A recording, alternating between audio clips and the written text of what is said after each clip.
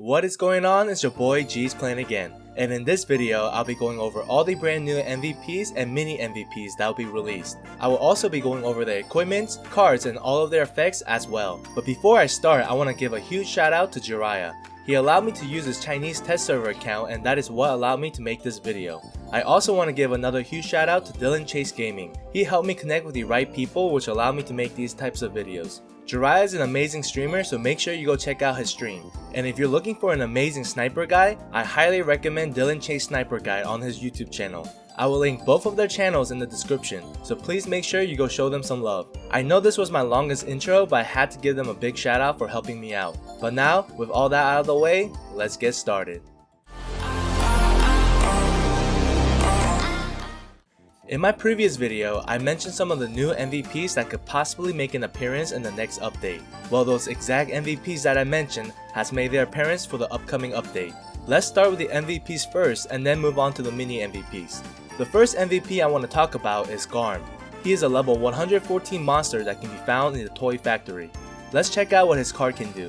When taking damage, there's a 10% probability that the enemy will be frozen, and their movement speed will be reduced by 40% for 3 seconds. Now let's take a look at his MVP headgear, Ice Storm.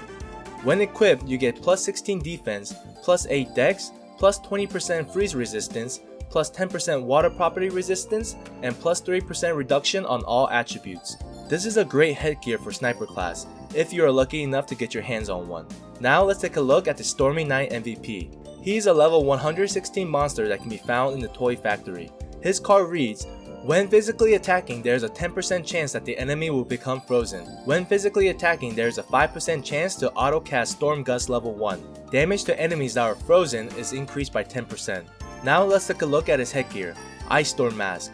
When equipped, you get plus 16 defense, plus 8 strength, and there's a chance to cast Frost Archery level 3.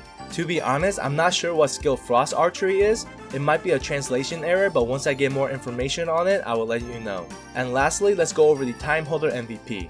He is a level 119 monster that can be found in the Clock Tower. His card reads, Magic Attack plus 20%, SP Consumption plus 10%.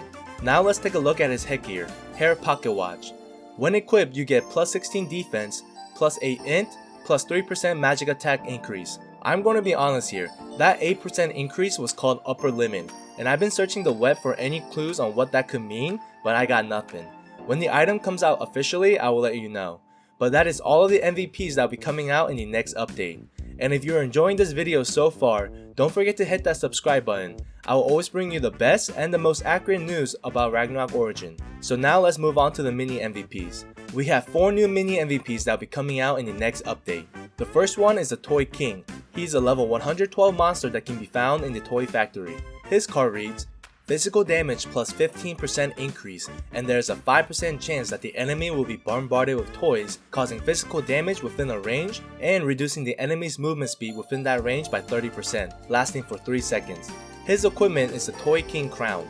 Once equipped, you get plus 10 defense, and every 10 levels, you get plus 1 vid, every 20 base level, you get plus 1 strength and plus 1 int. At a high level, this equipment will become very strong. Now, the second mini MVP is the Time Observer. He is a level 110 monster that can be found in the Clock Tower. His card reads, Magic Attack plus 2%, and when using his skill, there's a 5% probability of increasing movement speed by 10% and reducing fixed cast time by 10%. The effect lasts for 3 seconds and there's an 8-second cooldown. Let's take a look at his equipment, Owl Telescope. This equipment gives you plus 10 defense, plus 5 dex, and a chance that your damage will ignore 5% of the enemy's defense. For everyone who is saying that Sniper's DPS is really bad, well, this headgear is going to help you with that. Next, let's go over the Ancient Clock mini MVP. He's a level 112 monster that can be found in the Clock Tower. His card reads, when being physically attacked, there is a 10% chance of auto-casting Auto Guard. His headgear is the Hourglass. When equipped, it gives you plus 10 defense, plus 3 int, and reduced cooldown time by 2%.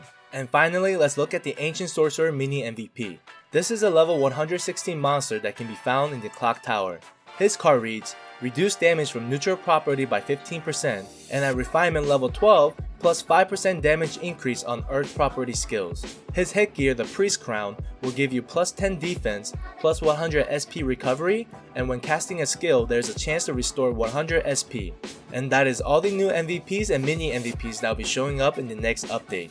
I usually don't make videos on the Chinese test server because there is a possibility that it could change, but for the last few updates that contain huge content, not much has changed and followed the test server pretty well.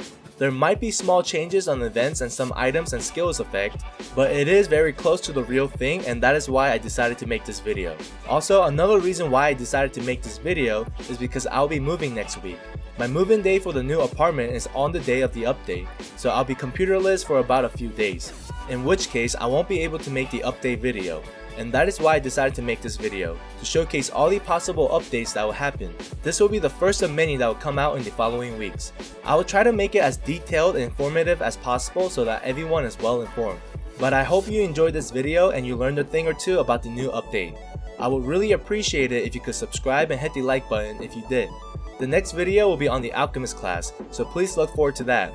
I hope everyone has a great week, and I'll see you in the next video.